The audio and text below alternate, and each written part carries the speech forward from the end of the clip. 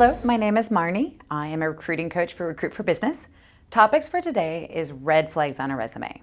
So when you're looking at a potential employee's resume, you need to pay attention to a few very specific things. One, work history. Two, the formatting, the representation of all that information. Three, incomplete resumes. Are they omitting information? And number four, content or the lack of content. Number one, work history.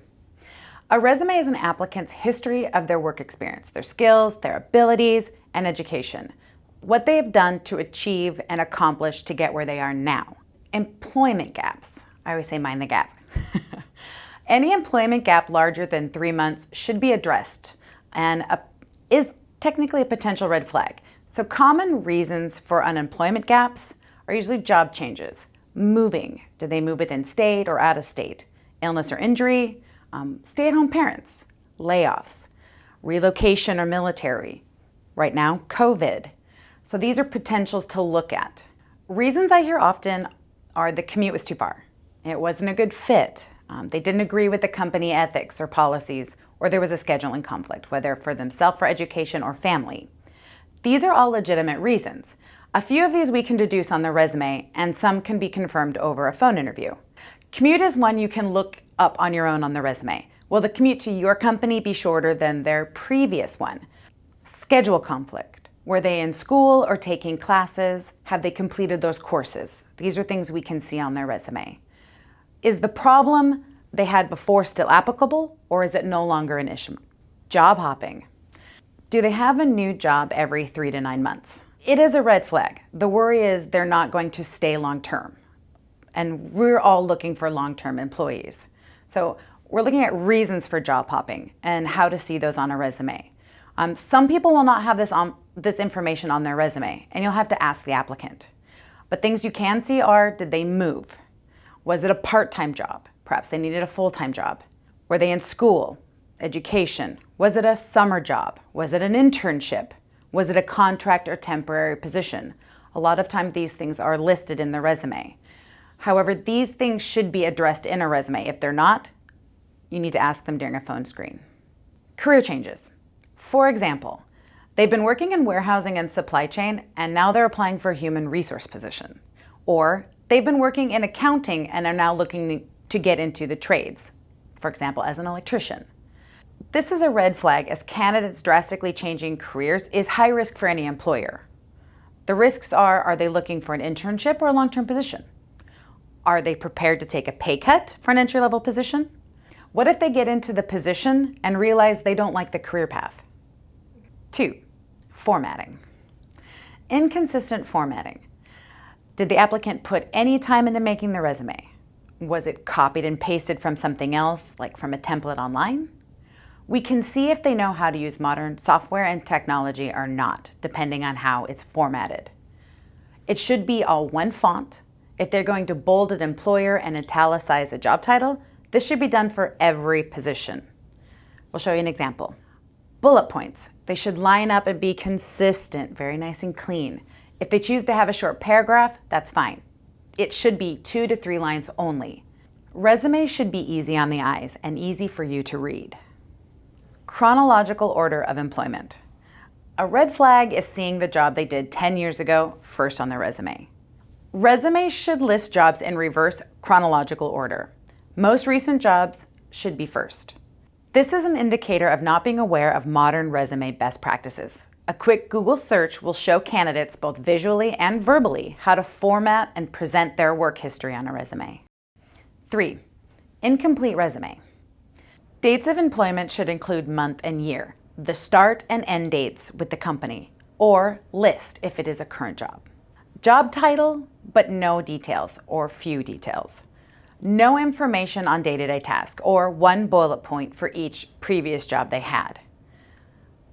This is showing lack of communication, lack of enthusiasm about the job, or finding another job. I find this lazy, and I question what they really have to offer a potential employer. We're going to dig more into this content in the next section. Old version of a resume. Did they even try? Do they really want a new job? Are they relying too much on job-seeking websites? To me, this shows lack of attention to detail, ability to navigate and use technology, etc. It's a red flag. Wrong contact information. This is self-explanatory. The resume should have the candidate's full name, their cell phone, so employers can call and text, their email address. It must be appropriate and not their current company's email. State and city they live in. We're looking if they are local to the company, or did they apply to the wrong job? Number 4, content. Resume not tailored to the job applied for. Most jobs require a specific skill set, and most job ads have required qualifications or required skills sections. If applicants do not show you they meet the requirements for the job they applied for, that's an automatic no. They can have the correct job title, but if they can't tell you they have the skills and experience on their resume, that's a no. For example, applying for a sales position, we should see sales numbers, metrics, goals met, percentage of growth, gross profit and sales, etc.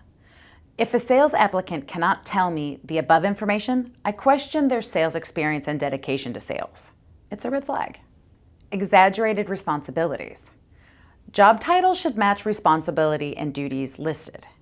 If applicants say they are advanced in Microsoft Office Suite in the skills section of their resume, but this does not match what they did at their last job, it's a potential red flag and should be asked about in a phone screen.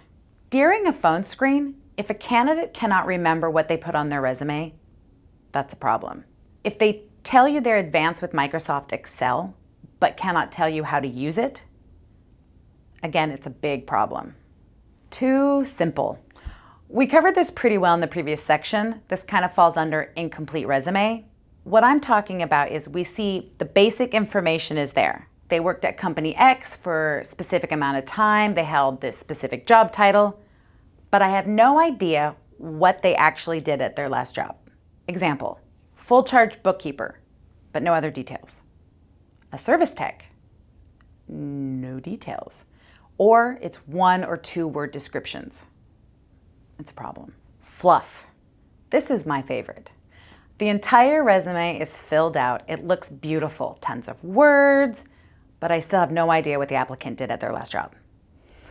The skills section is filled out. All the information and dates of employment, contact information is correct. Formatting looks spectacular, but there's no substance to any of their content. It's a problem. This is my favorite example, and I swear applicants copy it from online. The typical, I'm looking to begin a rewarding career in which I utilize my exceptional skills and abilities and previous experience to benefit myself as well as the company. It's very nice, but it doesn't tell me anything about the applicant and their skills and abilities and how they will work well for you. If this is what your applicant put at the beginning of their resume, but they back up what they said with the details and information in their resume, then that's fantastic. But if this is all they said and we don't know anything else, it's fluff and it's a problem. As a business owner or hiring manager, you should not have to fill in the blanks on a candidate's resume. I hope the tools I gave you on how to identify red flags help you with your hiring process.